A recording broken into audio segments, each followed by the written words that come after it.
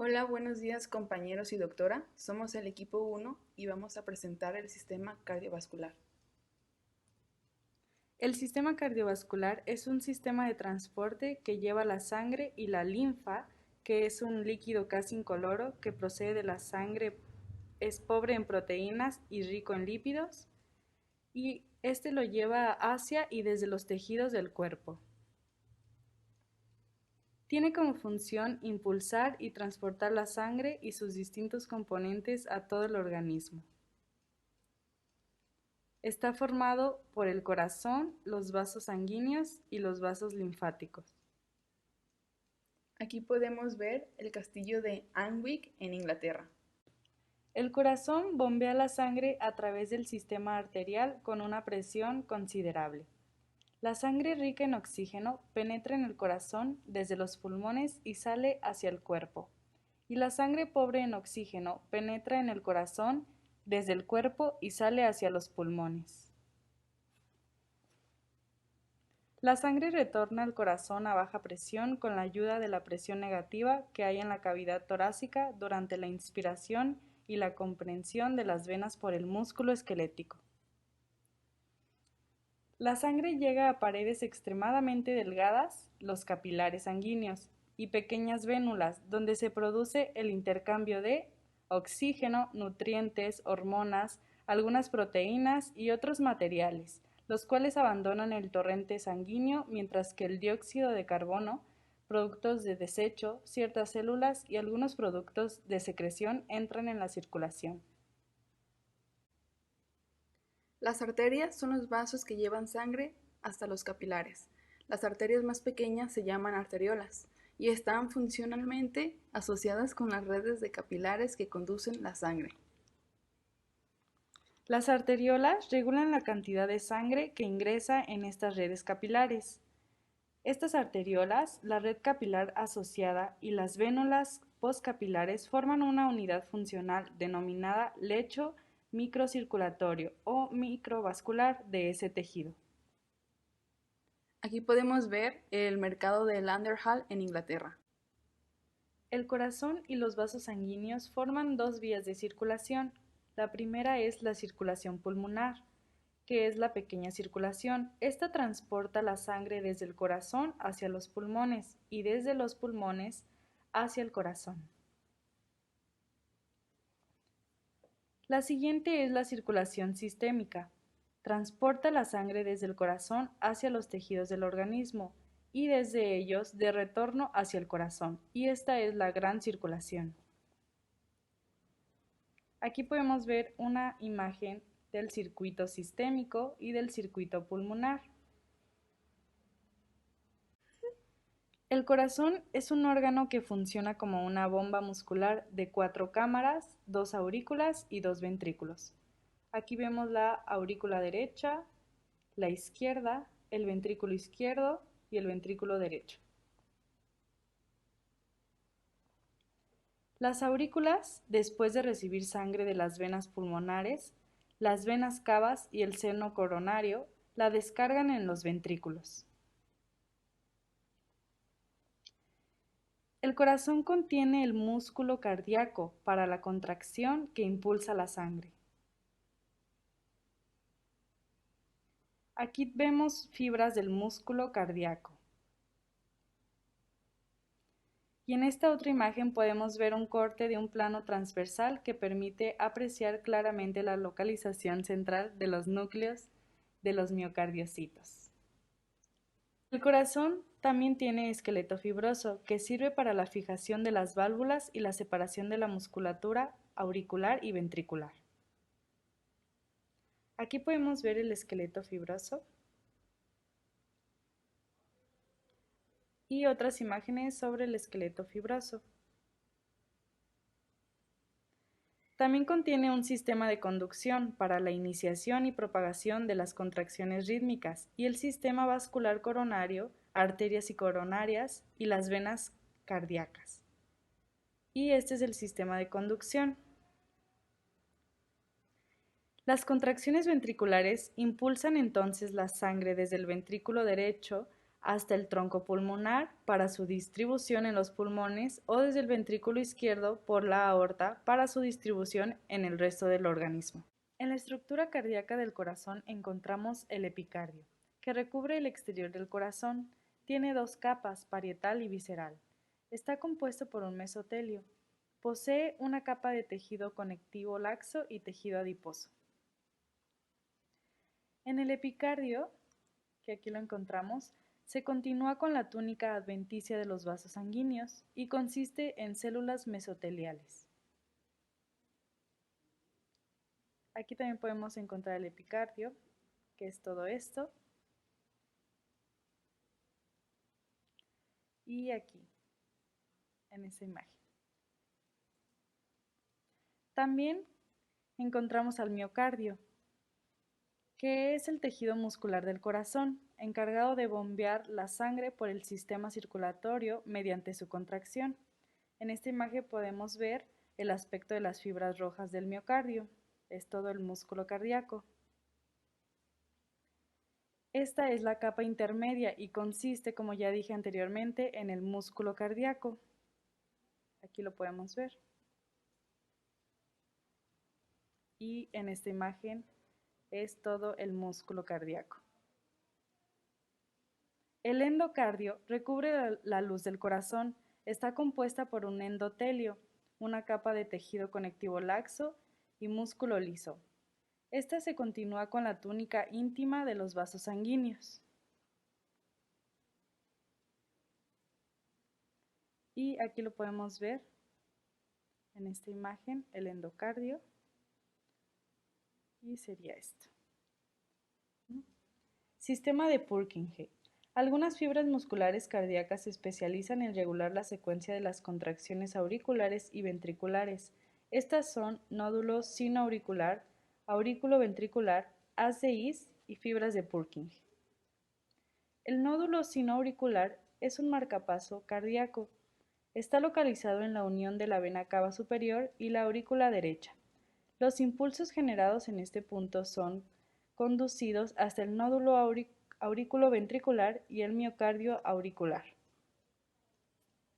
Del nódulo aurículo ventricular nace el haz de His, que es el tronco aurículo ventricular, que se bifurcará en el tabique membranoso para servir ambos ventrículos. Cuando estas fibras llegan al endocardio, se ramifican y toman el nombre de las fibras de Purkinje. Aquí podemos observar el endotelio del endocardio, el núcleo de las células de Purkinje, el glucógeno de la célula de Purkinje, la arteriola del miocardio y las fibras musculares cardíacas. Las fibras de Purkinje miden alrededor de 50 mitras de longitud y 30 micras de diámetro. Son las ramificaciones terminales del sistema de conducción de los impulsos, las que finalmente transmiten la excitación a las células miocárdicas. El tabique interventricular es la pared que separa los ventrículos derecho e izquierdo. Contiene músculo cardíaco, excepto en su porción membranosa. Ambas superficies del tabique están tapizadas por el endocardio.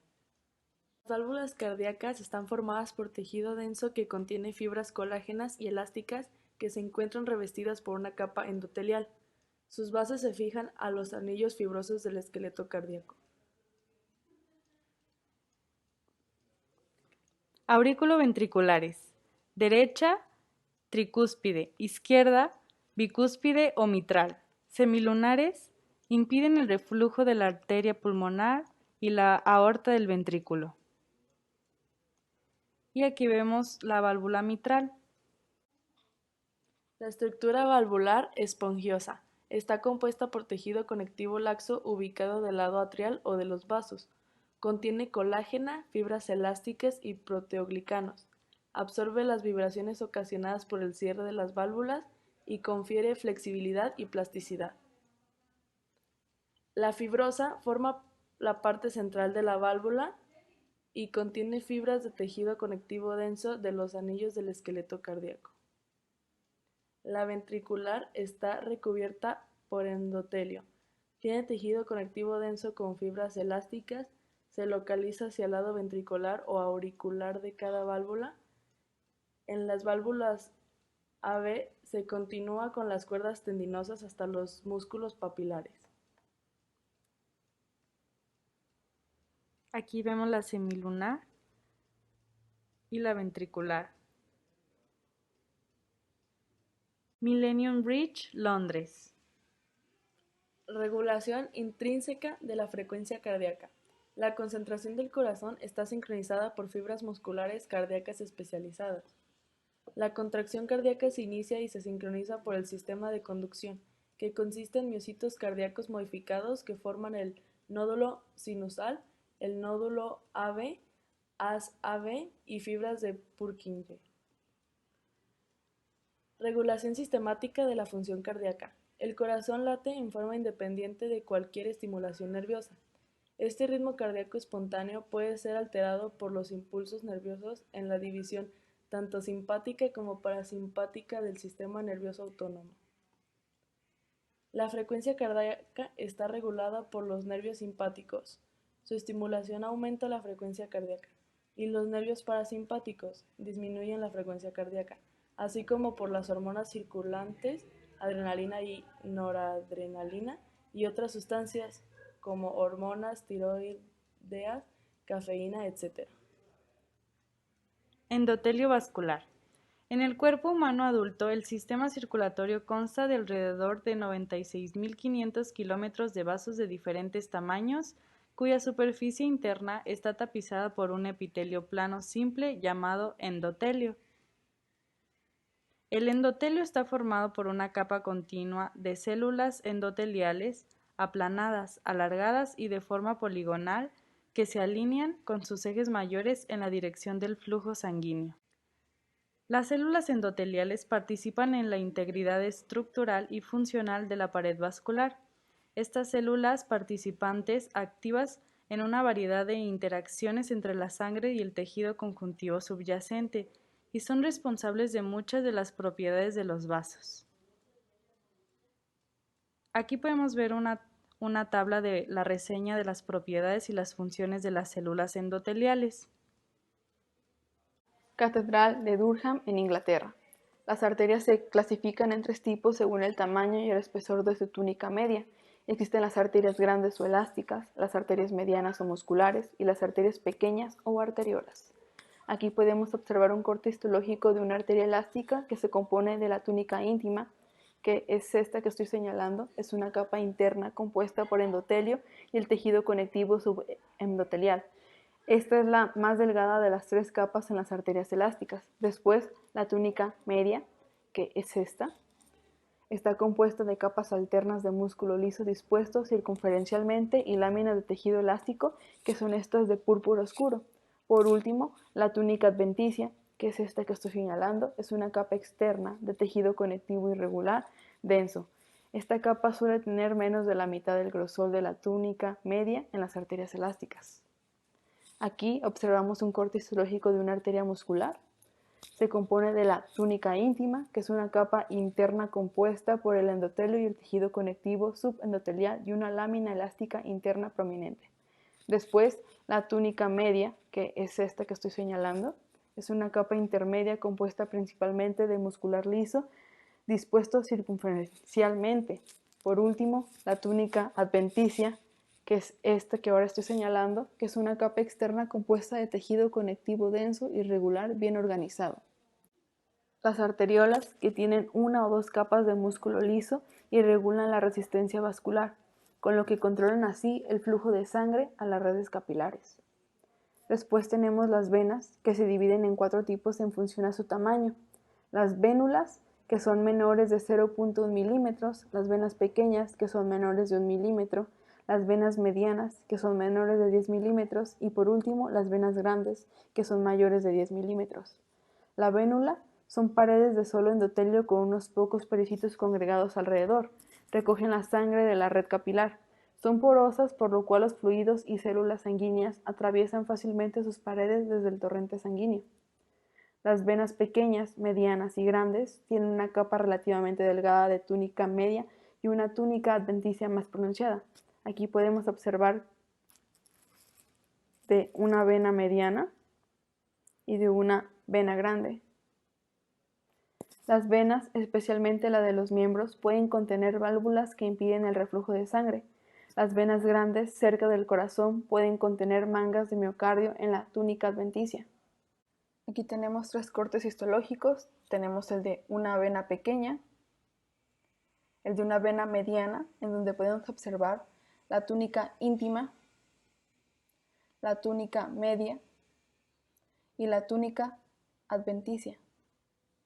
Después, en la vena grande, observamos la túnica íntima, la túnica media y por último, la túnica adventicia.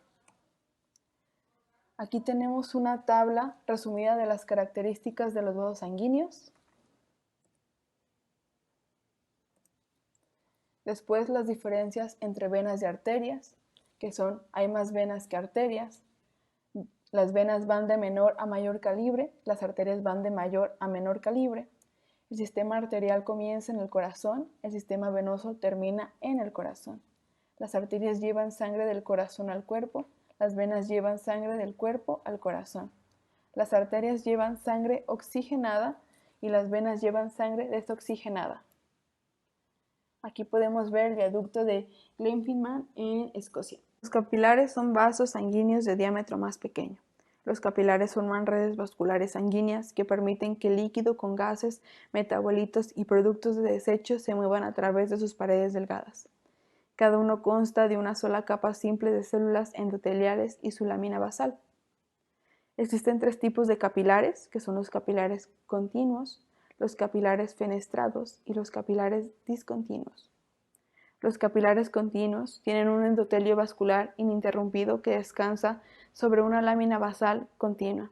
Los capilares continuos se encuentran normalmente en el tejido conjuntivo, músculo cardíaco, esquelético y liso, en la piel y en los pulmones. Aquí podemos observar la lámina basal, que está de color púrpura, el endotelio, que es todo esto verde, y las vesículas, que son estos pequeños circulitos aquí. Todo esto se encuentra alrededor. Después tenemos los capilares fenestrados, que se encuentran en glándulas endocrinas y sitios de absorción de líquidos o metabolitos, como la vesícula biliar, los riñones, el páncreas y el tubo digestivo. Sus células endoteliales se caracterizan por la presencia de muchas aberturas circulares denominadas fenestraciones, de 70 nanómetros a 80 nanómetros de diámetro, que proveen conductos a través de la pared capilar. La lámina basal continua se encuentra a través de las fenestraciones de las superficies de la membrana plasmática basal. Aquí podemos observar la lámina basal, que está de color púrpura, el endotelio, que es todo esto verde, y las vesículas, que son estos pequeños circulitos. Todo esto de igual manera alrededor. Por último, tenemos los capilares discontinuos o sinusoidales. Se encuentran en el hígado, vaso y médula ósea. Tienen un diámetro más grande y una forma más irregular que otros capilares. Sus células endoteliares vasculares tienen grandes aberturas en su citoplasma y están separadas por espacios intercelulares amplios e irregulares que permiten el paso de proteínas del plasma sanguíneo. Las células endoteliales descansan sobre una lámina basal discontinua. Vasos sanguíneos atípicos. Arterias coronarias. Sus paredes suelen ser más gruesas que las de arterias comparables en los miembros superiores o inferiores debido a la gran cantidad de capas circulares de células musculares lisas en la túnica media. Senos venosos durales. Son espacios amplios dentro de la dura madre que están tapizados por células endoteliales y carecen de células de músculo liso. Vena safena magna. Representa una vena larga subcutánea del miembro inferior que se origina en el pie y drena en la vena femoral justo debajo del ligamento inguinal. Vena central de la médula suprarrenal.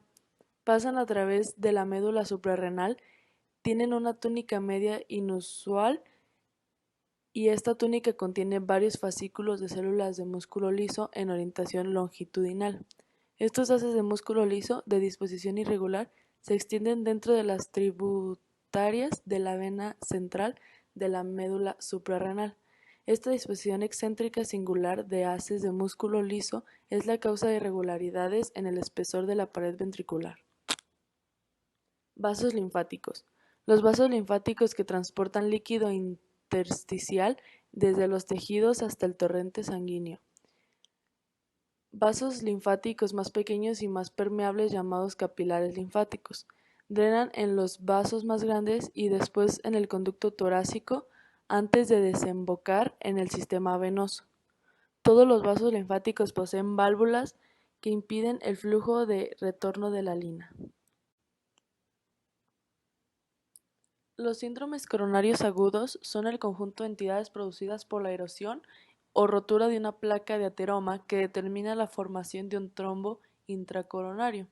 Estos pueden ser angina inestable, infarto agudo al miocardio y muerte súbita.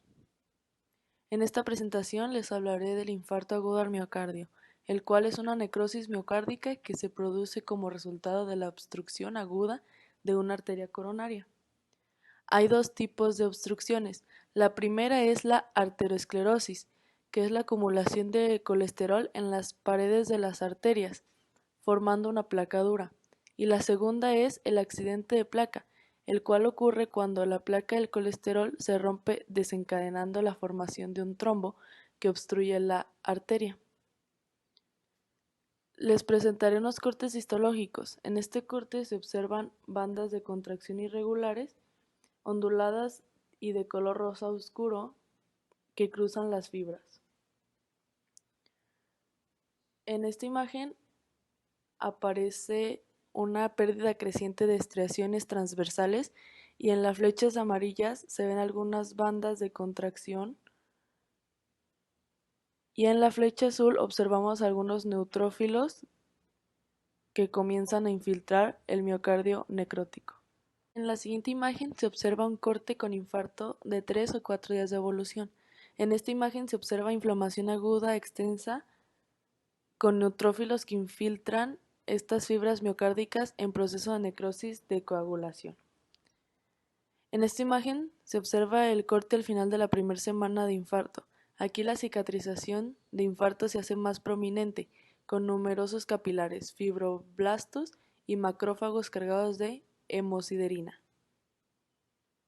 Por último, este corte es de 2 o 3 semanas transcurridos, donde la cicatrización de la zona de necrosis miocárdica se encuentra bien avanzada y el depósito de colágeno es más bien extenso. Aquí observamos el Tower Bridge de Londres. Les presentaré un caso clínico sobre esta patología. Se presenta una paciente femenina de 43 años que trabaja como secretaria. La paciente tuvo una histerectomía por miomatosis, niega tener alergias. Ingresó a las 10:10 am. La paciente presenta dolor opresivo retroesternal intenso, angina irradiando al dorso, sudoración y náuseas. Presión arterial de 100/60 milímetros de mercurio, frecuencia cardíaca de 81 por minuto, saturación de oxígeno de 99% y el electrocardiograma mostró ritmo sinusal con infradesnivel del segmento ST en D2, D3 y AVF. La paciente evolucionó a tener presión arterial de 80/40, frecuencia cardíaca de 120 por minuto y electrocardiograma con infradesnivel del segmento ST persistente extensivo hasta B5 y B6.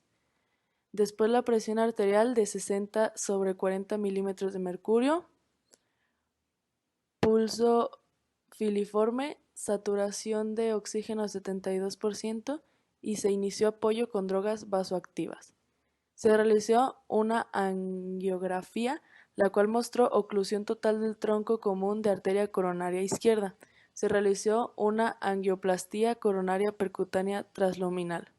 Se le instaló un stent y se logró recuperar con flujo anterogrado TIMI-3, pero con estenosis proximal del 35%. Al final se instaló un balón de contrapulsación aórtica por arteria femoral izquierda.